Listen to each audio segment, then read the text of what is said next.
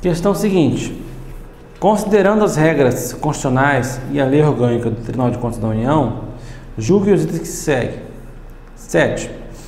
Compete ao TCU realizar inspeções e auditorias requeridas pela Câmara de Deputados, pelo Senado Federal ou por determinadas comissões do Legislativo Federal.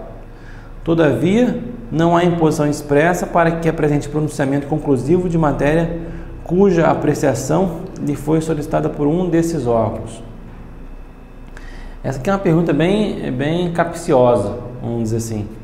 No artigo 72, um dos parágrafos lá, ele fala o seguinte, né, que no caso de comprovada de uma ilegalidade de despesa, uma despesa não autorizada, o Poder Legislativo vai encaminhar tal informação ao Tribunal de Contas para que ele se pronuncie de maneira conclusiva sobre aquela despesa.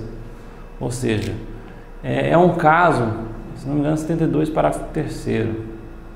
Vai falar, no caso de ilegalidade de despesa, o Poder Legislativo vai encaminhar tal informação ao Tribunal de Contas, que terá um prazo de 30 dias para emitir parecer conclusivo a respeito dessa matéria. Então, a primeira parte é o seguinte: compete ao TCU realizar inspeções, auditorias requeridas pela Câmara dos Deputados. Está lá, é uma competência, ele pode fazer auditorias e inspeções por iniciativa própria, Câmara dos Deputados, Senado Federal ou por comissões técnicas ou de inquérito. Correto, está lá. Aí ele fala, todavia não há imposição expressa para que apresente pronunciamento conclusivo de matéria cuja apreciação lhe foi solicitada por um desses órgãos. Está lá no artigo 52 que a Comissão de Orçamento, caso detecte alguma despesa não autorizada, vai encaminhar tal informação ao Tribunal de Contas para que esse apresente parecer conclusivo a respeito dessa matéria. Então, essa parte final aqui está errada. 8.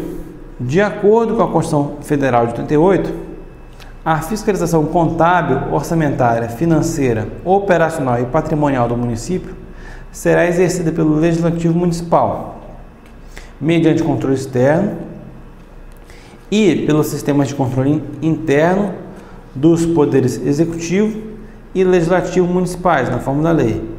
Assim, o parecer prévio emitido pelo órgão competente sobre as contas que o prefeito deve anualmente prestar só deixará de prevalecer por decisão de 2/3 dos membros da Câmara Municipal.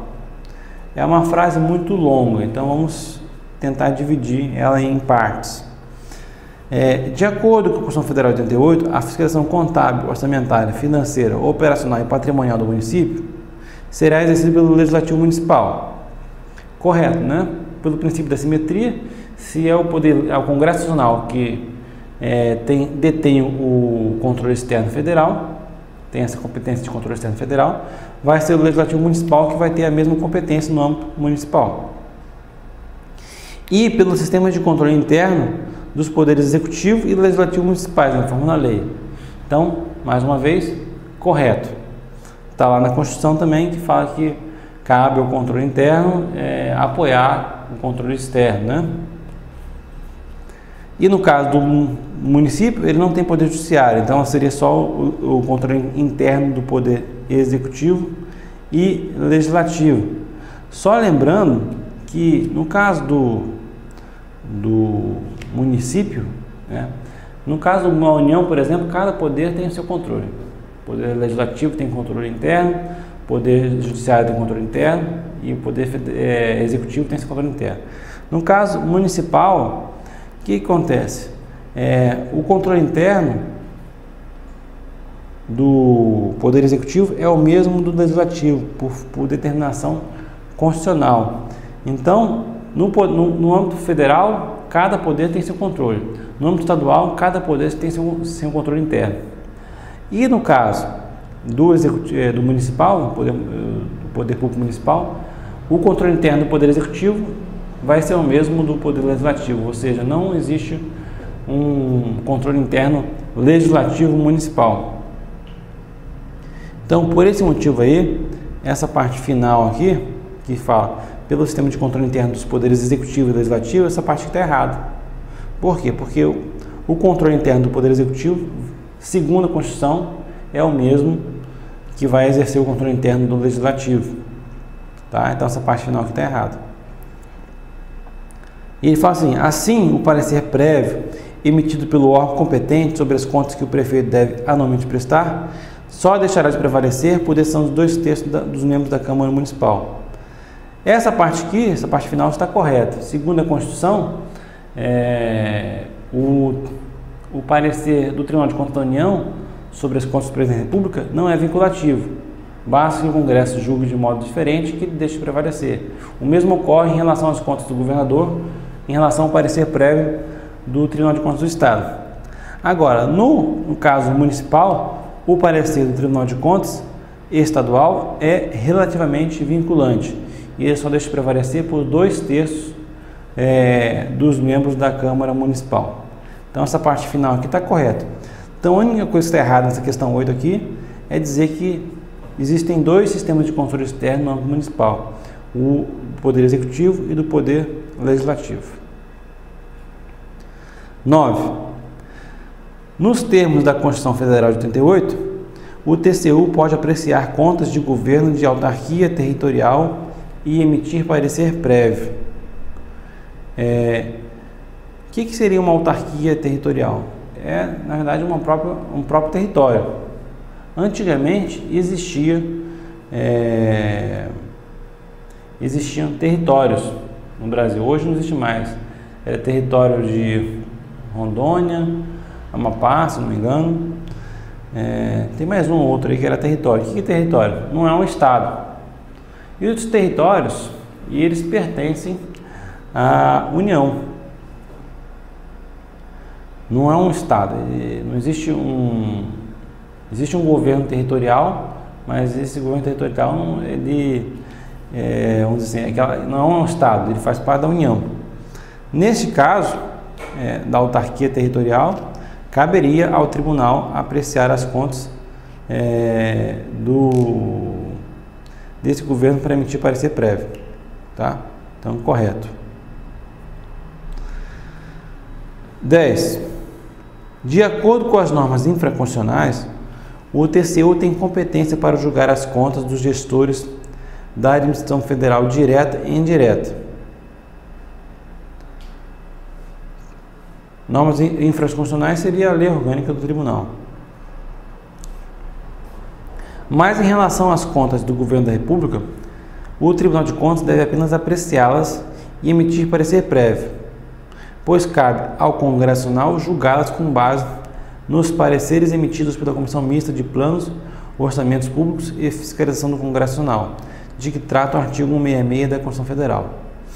Então, ele está falando o seguinte: de acordo com as normas infraconstitucionais, o TCU tem competência para julgar as contas dos gestores da administração federal direta e indireta. Está correto, não só por razão de ser norma infraconstitucional, que é a lei orgânica, mas tem também a norma constitucional, que é o artigo 31, inciso 2. Aí ele fala, mas em relação às contas do governo da República, o tribunal deve apenas apreciá-las e emitir parecer prévio. Esse é o artigo 71, inciso 1, correto. Pois cabe ao Congresso Nacional julgá-las com base nos pareceres emitidos pela Comissão Mista de Planos, Orçamentos Públicos e Fiscalização. Correto também. Você tem o quê? Um parecer prévio emitido pelo Tribunal de Contas e você depois vai ter o quê? Um parecer da Comissão de Orçamento, que não é um parecer prévio, é um parecer só. Com base nesse parecer que as contas vão ser de fato julgadas, não pelo Tribunal de Contas. 11. Comprovada a fraude à licitação, o TCU deve declarar inidoneidade do licitante fraudador, que ficará em impossibilidade de participar da licitação por até 5 anos. Essa sanção, cuja imposição cabe ao plenário do tribunal, abrange apenas licitações da administração pública federal. Então são duas coisas. Comprovada a fraude à licitação, o TCU deve declarar a inidoneidade do licitante fraudador. Correto, né? É uma das sanções que o tribunal pode impor. Que ficará impossibilitado de participar da licitação por até 5 anos, que realmente é o prazo máximo que está lá na lei orgânica do tribunal para a aplicação dessa penalidade. Essa sanção, cuja imposição cabe ao plenário, ou seja, ela não pode ser imposta por um relator, por exemplo, abrange apenas licitações da administração pública federal. Sim, ele fica impossibilitado de participar de outras licitações na administração pública federal e não necessariamente de outras licitações no âmbito municipal e estadual. Então está correto. Questão é a seguinte, questão 12. Considere a seguinte situação hipotética. Em 2004, foram repassados R$500 mil em recursos federais a determinado município, mediante convênio destinado à reforma de escolas públicas. Na prestação de contas do ajuste, o órgão concedente verificou que houve desvio de valores públicos, mas não instaurou a tomada de conta especial. Pouco tempo depois, em processo de auditoria realizada pela unidade técnica competente, o TCU determinou que o órgão concedente adotasse medidas necessárias à reparação do onerário, sem prejuízo de instauração da TCE. Nessa situação, a decisão do TCU foi acertada, pois nos termos da lei orgânica do TCU, o TCU não tem competência para instaurar a TCE, mas apenas para determinar a instauração desse procedimento, que deve ser direcionado à apuração dos fatos, à identificação dos responsáveis e à quantificação do dano. Né? Essa questão está bem fácil, né? Embora seja longa, essa parte que ele fala, o TCU não tem competência para instaurar a TCE, mas apenas para determinar a instauração, já está errado. Né? O TCU pode tanto determinar a instauração da TCE, como pode ele mesmo instaurar um processo no âmbito do tribunal de TCE. Se ele determinar a instauração da TCE a outro órgão, uma vez que o órgão conclua a TCE, ela vai ser remetida ao tribunal para julgamento. Se o tribunal já instaurou a TCE, ele mesmo já faz o julgamento de cara.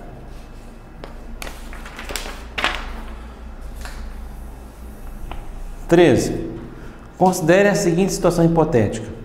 Assegurada a ampla defesa, o TCU julgou irregulares as contas de Bento, imputou-lhe débito no valor de 100 mil e aplicou-lhe multa proporcional ao débito no valor de 10 mil. Pouco tempo depois, Bento, único responsável, faleceu. Nessa situação, os valores correspondentes à multa não deverão mais ser cobrados, embora a quantia relativa ao débito ainda possa ser cobrada, de modo a se promover o ressarcimento integral do dano. Então, eu já comentei essa questão aqui algumas vezes em aulas anteriores, questões parecidas. Né? O débito, ele é o quê? Uma questão patrimonial. O cara causou prejuízo, se enriqueceu ilegalmente, em razão daquele prejuízo que causou o erário. Então, caso ele venha a falecer, os herdeiros, eles têm a obrigação de reparar, porque os herdeiros também foram beneficiados. Agora, no caso da multa de 10 mil, a multa é o quê? É uma penalidade. Se é uma penalidade, ela não pode o quê? Nos termos da Constituição Federal, ser repassada da pessoa do apenado para outra pessoa. Né? Então, a multa de 10 mil não pode ser cobrada dos herdeiros. Né? O valor do débito pode, mas a multa não pode. Então, a afirmativa que ele fala aqui, ó, nessa situação, os valores correspondentes à multa não deverão mais ser cobrados. Correto. Embora a quantia relativa ao débito ainda pode ser cobrada, de modo a se promover o ressarcimento integral do dano. Pode. Agora, uma coisa interessante que cabe ressaltar, por exemplo, se ele tem um débito de 100 mil, mas ele faleceu e deixou bens que vão ser transferidos aos herdeiros no valor de 50 mil, os herdeiros só precisam pagar esse valor, 50 mil. Por quê? Que não vai ser exigido dos herdeiros o quê? O ressarcimento integral do débito, apenas o valor transferido, ou seja, os herdeiros são responsáveis no limite do quinhão, ou seja, no limite da herança recebida, e não além disso. Né? Agora, se os herdeiros receberam uma herança de 200 mil e o prejuízo é de 100 mil, aí sim vai ser reduzido de 100 mil e vai sobrar para os herdeiros outros 100 mil.